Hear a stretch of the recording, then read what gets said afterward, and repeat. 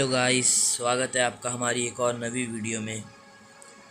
जैसे कि आपको पता है, हम आपके लिए सच्ची और डरावनी घटना से भरी स्टोरियाँ लाते रहते हैं। अगर आपको भी अपनी ज़िंदगी की सच्ची घटना की स्टोरी भेजना है तो डिस्क्रिप्शन में जीमेल दिया हुआ है, उस पर भेज दे। आज की कहानी दादा ठाकुर की है। दादा ठाकुर यह हमारे गांव के पास कुछ सालों पहले मर चुका था, लेकिन उसकी हवेली अभी तक के वहीं थी।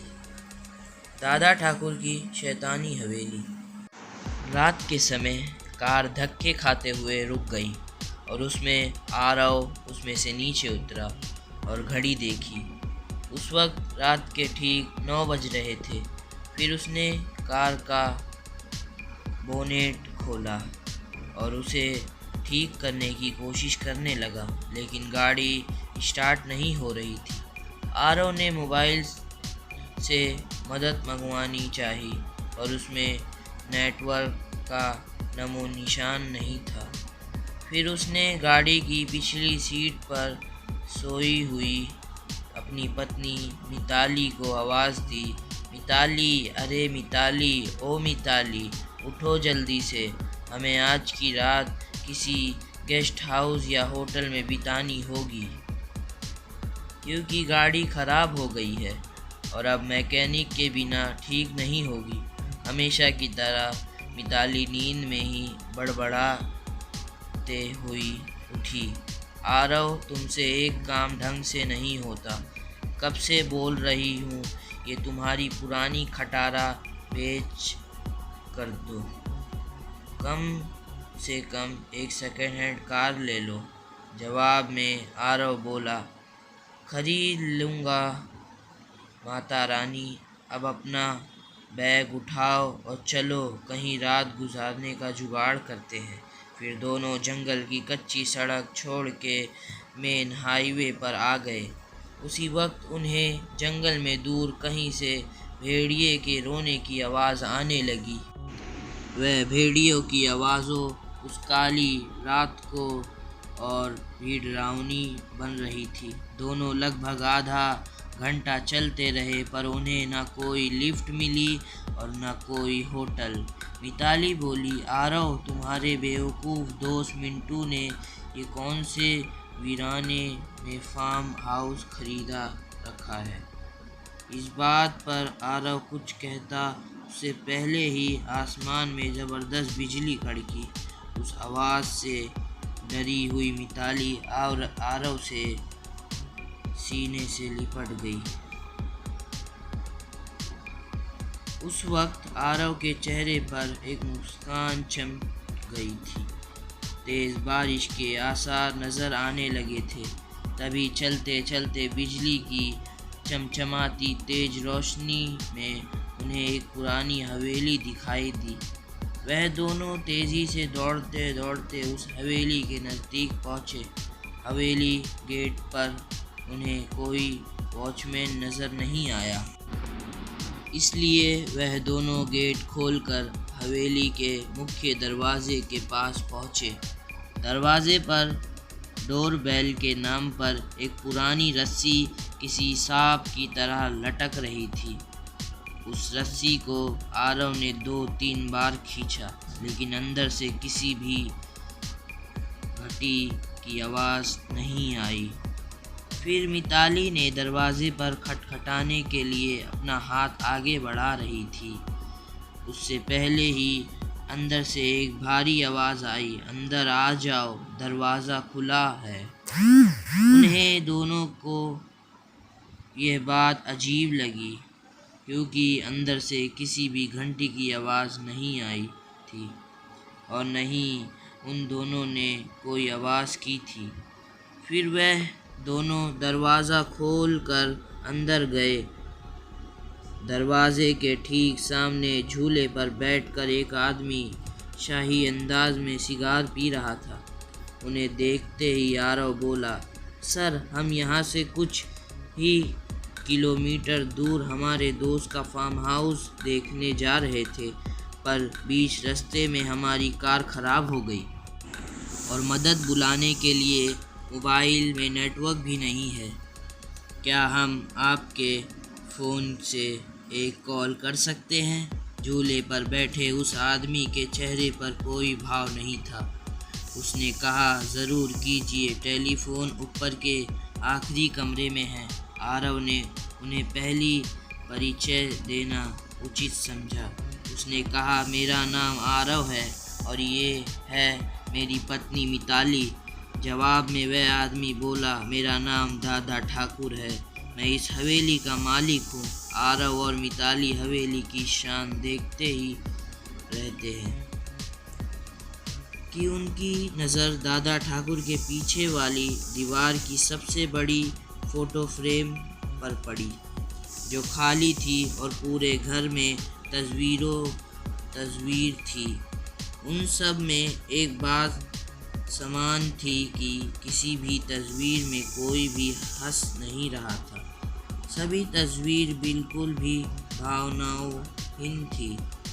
फिर आरव और मिताली दोनों ऊपरी मंजिल पर गए और आखिर कमरे में जाकर लैंडलाइन से अपने दोस्त मिंटू को कॉल करने लगे। बहुत बार कोशिश करने पर भी फ़ोन नहीं लग रहा था। तभी मिताली की नज़र उस दीवार पर पड़ी। वहाँ और एक फ़ोटो फ्रेम टंगी थी। उसमें भी कोई तस्वीर नहीं थी, सिर्फ खाली फ्रेम था। उन्हें ये बात थोड़ी अजीब लगी। फिर दोनों नीचे गए और दादा ठाकुर से बोले, आपके लैंडलाइन से फ़ोन नहीं लग रहा है। दादा ठाकुर बोले कि यहाँ की फ़ोन लाइन में हमेशा गड़बड़ी रहती है, दोबारा से प्रयास करें या फिर चाहे तो आज की रात आप दोनों यहीं रुक जाइए। मिताली और आरव कमरे में जाकर फिर कॉल लगाने की कोशिश करने लगे, पर सब बेकार। आखिरी में दोनों ने रात को वहीं रुकने का निर्णय लिया। बेड पर लेटते ही दोनों की आंख लग गई। रात के ठीक 1:30 बज रहे थे। आरव की नींद अचानक से खुली और वह एक बार फिर से अपने दोस्त को फ़ोन लगने लगा, लेकिन उस वक्त फ़ोन पूरी तरह डेड था।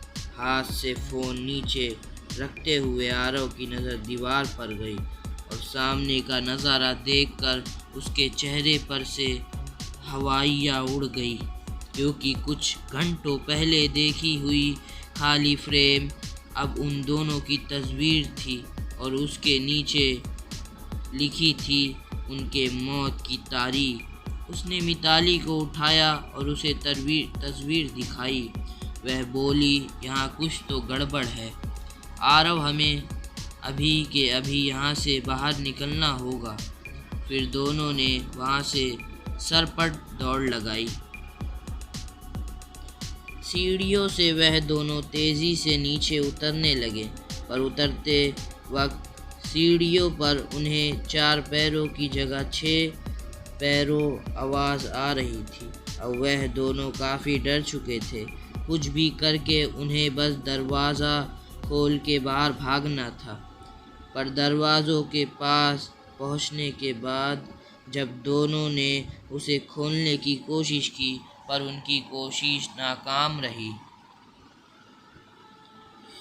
क्योंकि दरवाज़ा किसी ने बाहर से बंद कर दिया था और अब वह दोनों उस भूतहा हवेली में कैद हो चुके थे। आरव और मिताली दरवाज़ा पीट रहे थे, मदद के लिए चिल्ला रहे थे। उसी वक्त बदकिस्मती से बिजली चले गई और मौत ने अंधेरे की चादर सब कुछ ढक लिया और चारों तरफ शमशान का संकट फैल गया।